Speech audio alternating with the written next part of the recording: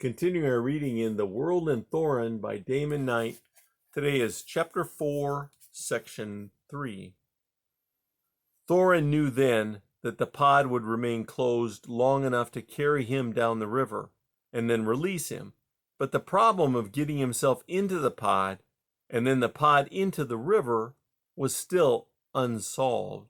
Except for this, his plans were complete. He had found the place, the steep grassy bank on the far side of the river, where the water was deep and swift. Nearby in the forest was a healthy pod vine. When he was ready, he had only to cut a pod, take it to the bank, and then what? He saw himself getting in, the pod sliding as it slowly closed around him. The pod splashes into the river, not yet fully closed. Water enters in, then closes, and the man inside, as the pod darts down the current, is he drowning, asleep, helpless? Or on a gentler slope, the pod moves more slowly, closes before it reaches the brink, then catches and halts.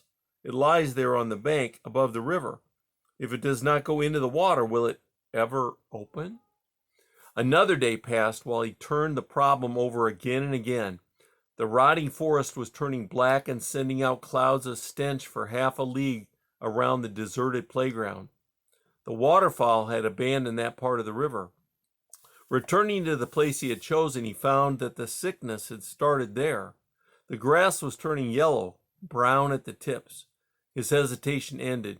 He went to the vine in the forest, found it still healthy.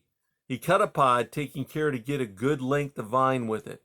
Still, without knowing what he meant to do, he dragged it back to the riverbank and laid it on the slope. Below, the water rushed by smoothly. He tossed in a dry twig, watched it dart away out of sight. He was lightheaded with fasting. He thought, if the water flowed here on the ground, it would wash the pod down into the river. But water ran in its own fashion. The river faced him below, cold and swift. Or fire. If he could tie the vine to a tree, perhaps by a smaller vine, then build a fire under it to burn through the vine. But what if the fire went out? Or what if it spread to the dry grass and reached the pod before it burned through the vine? Then he saw the answer in its simplicity. He went into the forest again, cut down a tough, thin creeper, and trimmed it to a single length of half a dozen ells. The creeper was strong. It could not break in his hands. Some dry yellow gourds caught his eye. One was nearly 2 ells long. He cut it from the vine. It was light and hollow. Seeds rattled inside it. He imagined the gourd tied to one end of the creeper, the pod to the other, the creeper passing from one to the other around a stake or sapling. The pod, with himself inside it, would be heavier. It would pull the gourd around the stake, and both would fall into the river. But if the gourd were full of water, kneeling on the riverbank, he cut a large hole near the stem of the gourd, then thrust it under water and held it until the last of the air bubbled out. He raised the slippery thing with difficulty. It weighed as much as he did. He laid the gourd down again, careful not to spill it, and traced with his eye the way the line should run, from the gourd to the stake driven into the ground, then down to the pod. He saw himself puncturing the gourd, the water dribbling out. Thorinn lies down in the pod, which closes over him. At length, the gourd, growing lighter, glides up the slope. The pod, moving down, keeps the line taut. The gourd reaches the stake, but the stake should not be there. It might catch the curved neck of the gourd. The creeper knotted around it, the knobby surface of the gourd itself. Yet the stake must be there in the first place to hold the pod. Dissatisfied, he thought of a movable peg, a wooden hook. He searched among the dead branches in the forest, found a forked limb with a projecting stub that was smooth and no bigger than his thumb. He held the limb this way and that, tilted up. The stub would hold the loop of the cord. Tilt it down and the cord would slide off freely. But how to make it tilt? Suddenly in his mind, gourd, forked limb, cord all came together, and he knew. He dropped his forked limb near the gourd and went back into the forest. Half buried in the undergrowth was a bigger limb, 3 ells long and as thick as his thigh. With much toil he dragged it out and set it crossways on the slope, wedging the ends behind the shrub and a stone. The smaller limb he set with its stem on the log, the forked ends on the slope above it. The projecting stub stood straight up. Now he carried the heavy gourd up behind the log and laid it down with care in the embrace of the forked branch. With a length of creeper, he lashed the gourd securely to the branch. He picked up the rest of the creeper, made a loop in one end, slipped it over the smooth projecting stub, and leaned back with all his might. The gourd did not move. He tied the other end of the creeper to the pivot vine, then placed the pod directly below the log within an ell of the bank of the river. He examined his work again and saw that it was good.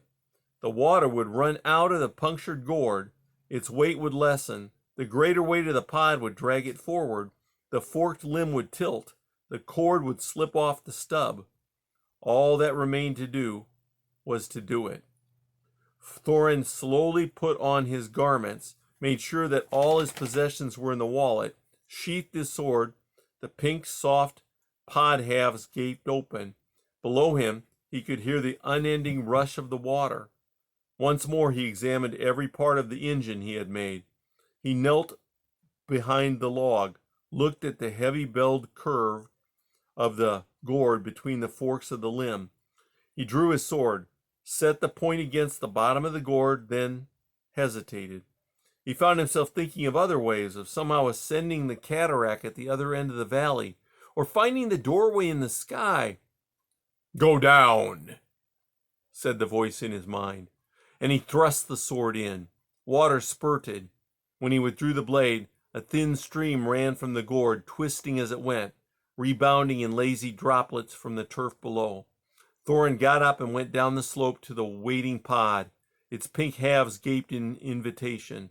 In sick disgust he stepped into it, felt it loathsomely, slowly soft under his feet. His muscles jumped with the desire to get away from it, but he made himself sit down, then lie back in the pod's fleshy embrace. He saw a narrowing strip of sky, then the pod flesh came together slowly and smotheringly against his face. The rush of the water below faded to silence. He struggled to get out and found it quite easy.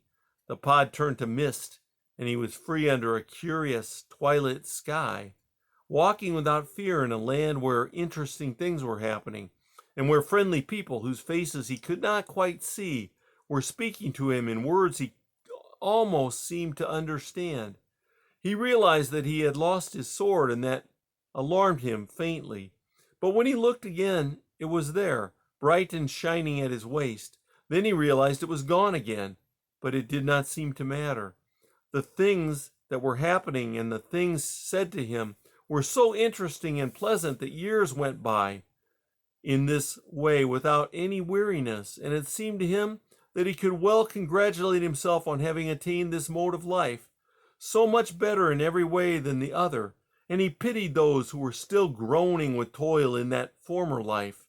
He mentioned this to 1 or 2 of his companions, and they agreed entirely. He knew this by their voices, although their words never became entirely clear. Then, after a long time, something unpleasant began to happen. It came to him from a direction in which he could not defend himself, nor could the others help him. It had no face or meaning, but he could not ignore it. It receded, then it came back again, more brutally demanding than ever. He saw that something could be done, but it would mean giving up all his ease and pleasure to the end of time. And while he hesitated, the thing came back once more, and now it had a sound: the roar of water. And that's the end of chapter 4.